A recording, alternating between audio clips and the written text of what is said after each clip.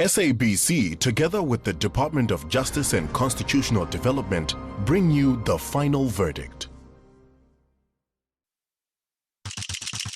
In the pursuit of justice, we are all equal before the law.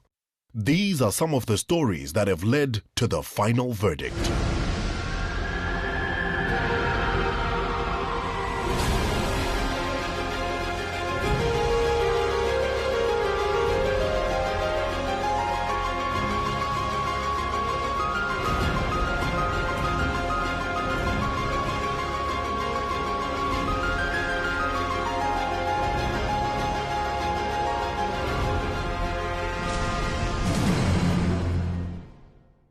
Since 1994, South African courts have been working to find a fair balance between African customary law as recognized by the Constitution and some of the fundamental rights and freedoms contained in the Bill of Rights. Polygamous African customary marriages have posed some interesting opportunities in this respect. There has always been customary marriage from time immemorial. Well, customary law is part of the law of South Africa. It basically, in simple terms, would mean the laws of black Africans who are indigenous to South Africa. Customary marriages are polygamous in nature. If you marry under customary law, you should know that there's a possibility somewhere down the line that your husband might want to marry a second wife.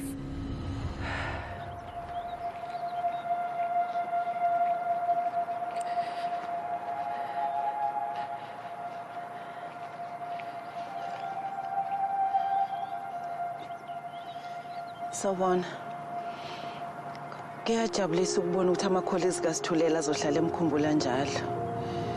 Yebo, kunjalo. Engazi ukuthi uyagula, kodwa azange ngicabange ukuthi. Hey. Sonke besicabanga ukuthi uzoba ngcono.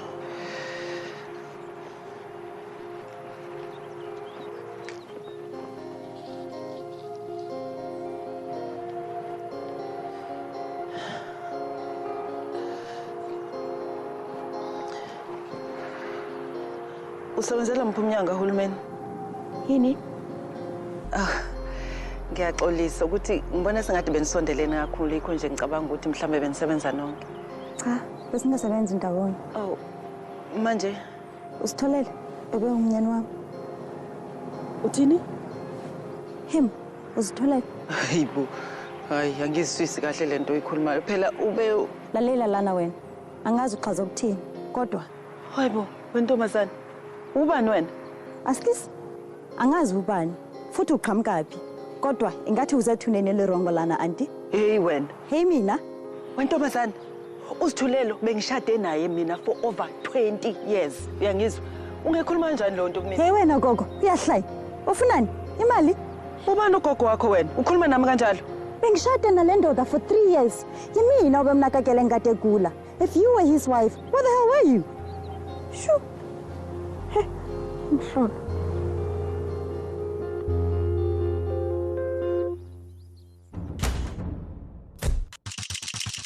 It is unfortunately not uncommon for married women to find out much later that they were not the only wife. And it happens, unfortunately, in a situation where, let's say, the husband is forced to leave the area where the couple have their family home and maybe to seek employment in another city. And over a period of time, he acquires another wife in the other city. And the two never get to meet. Nkululeko engaged the services of a pro bono lawyer, Rachel Williams, to assist her with the case. How have you been since we last spoke? I find myself missing him. But then I remember all this, and I get so angry. My children are devastated. Mrs. Williams, we don't know if we'll be able to live in our home. If this woman wins the case, she could get my home, my land. I will have nowhere to live. And my children. All because of what? Because I did not sign the paper to register our marriage. Oh. Well, I have some good news and some bad news. As you know, they met while your husband was having treatment. Don't tell me they had a civil marriage. No. In fact, they had a traditional wedding, lobola and everything. Where is this good news? Well, here's the best part. The marriage should have been preceded by an application to court for a contract governing the property consequences of both marriages. What does this mean? Well, it means their marriage, Nkululeko, could be declared invalid. Once a man has married customarily, the Act now provides he cannot just secretly marry another woman. There are certain basic requirements he must conform to in order for the second marriage to also be valid. The Act does not prohibit the marriage of a second wife. What it prohibits is a taking on a wife under the pretext that it's in terms of the Act. But everything done in terms thereof is inconsistent with the Act, that second marriage will not be a marriage for purposes of the Act. A marriage concluded in terms of the Act, the Customary Marriages Act, is deemed by law to be a marriage in community of property. If there is no will, when the one spouse dies, the proprietary regime will be determined in terms of the laws governing in community of property. The spouse would be entitled to half the property, subject to any exclusions by the customary law. If the husband wants to enter into a subsequent marriage, they have to apply to the court so that the incommunity of property can be abolished and the estate divided amongst the two, and so that they can enter into a contract which would regulate future marriages. Coming up, will Rachel Williams prove that Nkululego's marriage to the deceased was valid and his second marriage was not? My client enjoyed a 23-year marriage to her husband, Zitolele.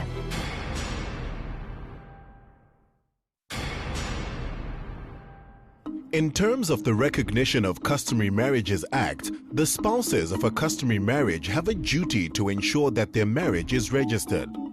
A husband in a customary marriage who wishes to enter into a further customary marriage with another woman must make an application to court to approve a written contract which will regulate the future matrimonial property system of his marriages. The Recognition of Customary Marriages Act regulates all customary marriages, and the Act states that in order for a customary marriage to be valid, there are 3 requirements. Both parties must be older than 18 years old, both parties must consent to the customary marriage, and the marriage must be entered into and negotiated in terms of the customary traditions. And the customary traditions vary from culture to culture. If there is an existing marriage already, under the new legislation, it is required that the first wife or the second or third wife who are already recognized and registered must give consent to the arrangement for, especially in property arrangement, which is critical. In other words, what share of the husband's property really would pass on to her. Your husband cannot just go and marry another wife. He has to consult with you. If you agree, then you have, together with the other person, to draw up a contract in terms of how the property will be regulated. Then he has to go and apply to the court with a contract which says, in the future, this is how our property will be governed. But before that can be approved, the court must be able to divide the estate equitably and say, this belongs to this wife, this belongs to the husband. And then they agree in terms of how, then it is no longer going to be in community of property.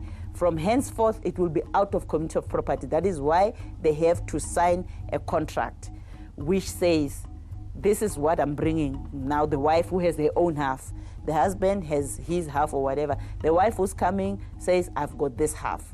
Because sometimes they might decide, we are not combining our estate. My estate is my estate, his estate is his estate. She's coming in, her estate is her estate, but all that will be in the contract.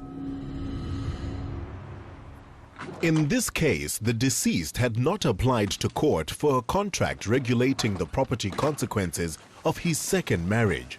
So Nkululeko applied to court to have the second marriage declared invalid.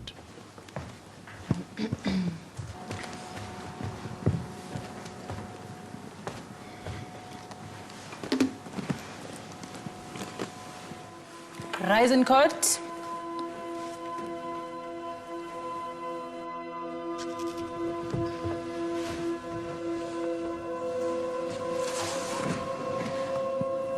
Case number 112911 in the application between Nonguleko Mthethwa and Snile Mthethwa. Your Ladyship, I represent the applicant in this matter. My client enjoyed a 23-year marriage to her husband, Zitulele. Together, they raised 3 children, aged 12, 10, and 8 respectively, and they had a perfect marriage until 5 years ago, Zitulele was diagnosed with lung cancer, a condition he struggled with until February this year when he passed away. My client cared for her husband night and day for those 5 years, only leaving his side when he did his weekly trips into town to the hospital, which is where he met the respondent. I will present affidavit evidence that the respondent and the deceased's marriage is invalid because they failed to comply with the court order requirement in the Recognition Act. My client, whose marriage was entered into before the Recognition Act's requirement for registration was there, her marriage is valid, and therefore my client stands to inherit all the deceased's wealth, land, and property. Failure to register the first marriage, where there's only one husband and one wife, failure to register that marriage doesn't invalidate the marriage. So the woman who's married customarily is protected even if that customary marriage was not registered. But for the second wife, non-registration invalidates your marriage. Long ago, women in the rural areas would marry with a man customarily. The man would come here and marry another wife civilly or whatever, and the woman in the rural areas would be robbed of whatever her property. So it's meant to protect those. When a party approaches court for a contract in respect of a second marriage, a court has to consider a number of issues. Firstly, whether this is a second marriage and whether the first wife has been made aware of the intent to marry, and whether the first wife has been given opportunity to be present at court so that the court can determine what the impact of the second marriage is going to have on her and her own family. The court will then consider the circumstances of other people that might be impacted by the contract, most importantly by the children of the man from the first marriage. The court can then grant the order and legalize the contract.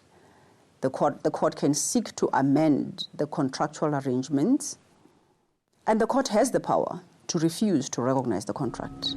Your Ladyship, if the applicant has claimed that she has legal rights to protection from emotional, economical, or material abuse, so does my client.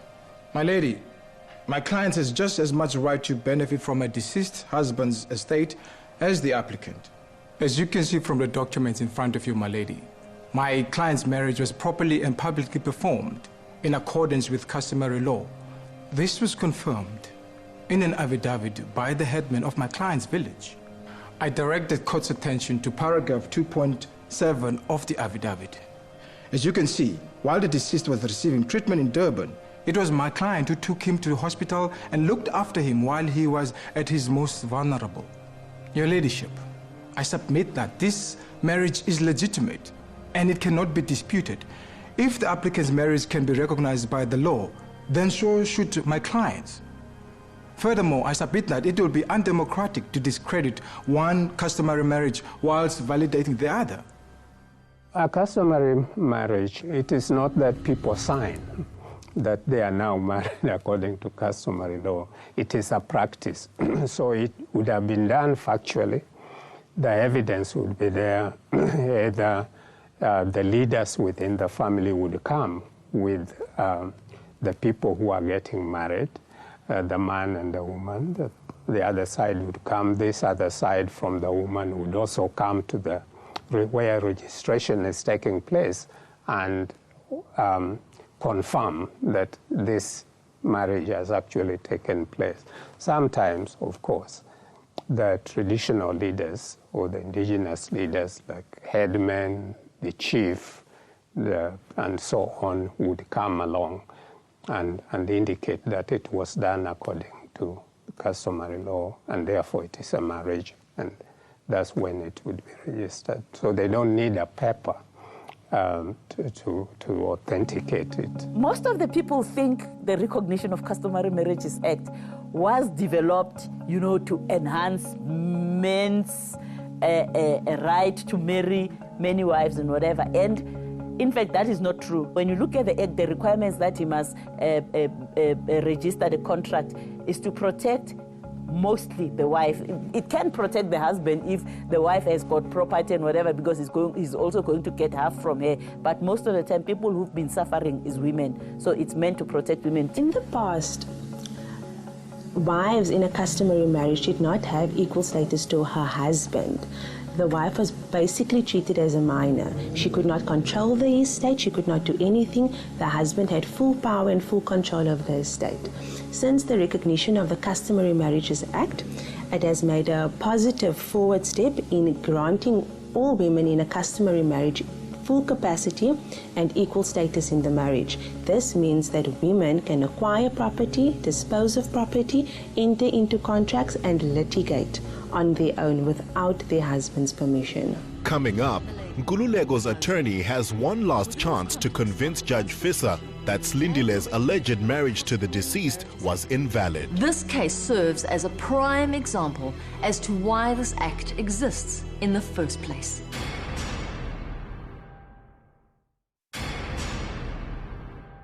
My lady, if we are now recognizing African customary law, then surely the court should view it in its entirety. The applicant's marriage to Mr. Mtetwa was not registered at the Department of Home Affairs, and that cannot be ignored. In accordance with his constitutional right to exercise the culture of his choice, Mr. Mtetwa married 2 women, and the law dictates that these multiple customary unions are legal. Do you mean to say that the applicant's marriage to the deceased was valid or not, Mr. Dambuza?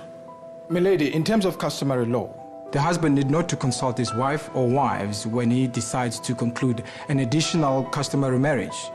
I submit that this undermines the applicant's entire case, as the second customary marriage entered into by the deceased fell well within the recognition of African Customary Marriage Act.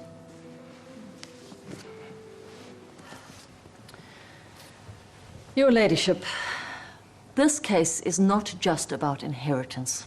It is also about empowerment, and above all else, fairness. Now, the respondent was quick to point out that my client's 1988 marriage was not valid. However, the 2008 marriage was not preceded by an application to the High Court for a court order approving a new contract regulating the patrimonial property effects of both marriages, and this is a clear requirement of the Act. My lady, in closing, within the context of the Constitution and the recognition of Customary Marriages Act, my client's rights have been grossly disregarded. It was unlawful for her husband to enter another customary marriage without first ensuring that my client's rights were not affected. This case serves as a prime example as to why this act exists in the first place. Whether you were married before the recognition of customary marriages came into operation or after, for any subsequent marriage, the recognition of customary marriages applies. Let me give you an example. You were married before the act came into operation. You already had 2 wives. If you want to enter into a subsequent marriage, you have to go and apply to the court. You need a contract which says, for all 3 of us, how is the proprietary consequences going to be structured and all those. So it doesn't matter that you were already in a customary marriage. When a law is passed, the lawmaker must determine and must advise whether or not the law has retrospective effect. By retrospective effect is meant that a law comes into effect today, but has an effect on what happened yesterday. So it's a question of when the law comes into effect, does it only go forward or does it go both forward and back? So this act has retrospective effect, which means that it will impact on customary marriages that were concluded before it was promulgated. Several days later, the court reconvened to hear Judge Visser's final verdict. Is the respondent not here? No, my lady. Fine. Let's proceed. The most persuasive consideration must be the gross infringement of the applicant's rights which would occur if the second marriage were to be upheld. When the deceased failed to disclose to the applicant he was taking a second wife, she was left in ignorance about a decision that would have dire consequences for herself and her children upon the death of her husband, when their inheritance rights would be compromised. According to the Recognition of African Customary Marriages Act, the applicant had the right to be treated on an equal footing with her husband, the right to equal status as marriage partners. In the same way, the respondent had a right to know exactly what kind of arrangement she was getting into when she married the deceased. The purpose of the court order requirement of the Act is to protect the interests of all the wives and children in a customary marriage. Because the second marriage was concluded without this essential requirement of the Act, it is therefore null and void. The court hereby orders that the applicant is entitled to have her marriage to the deceased registered. Court is adjourned.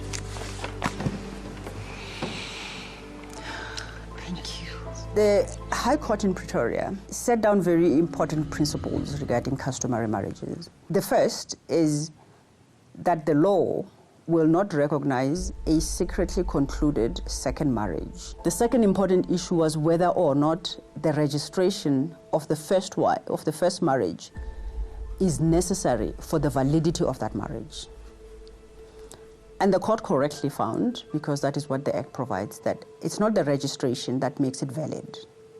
It is, however, to the extent that it is possible, preferable that customary marriages should be registered.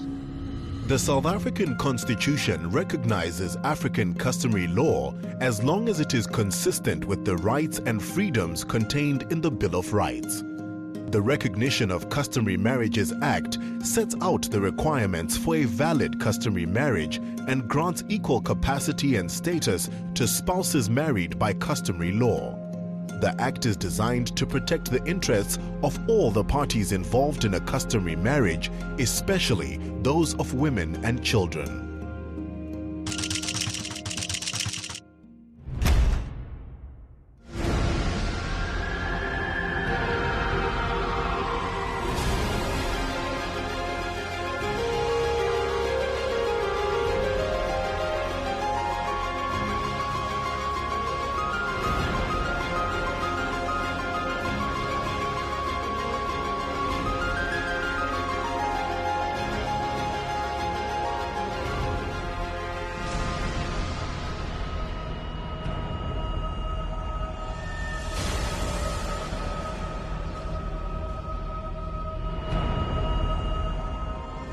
The final verdict was brought to you by SABC together with the Department of Justice and Constitutional Development.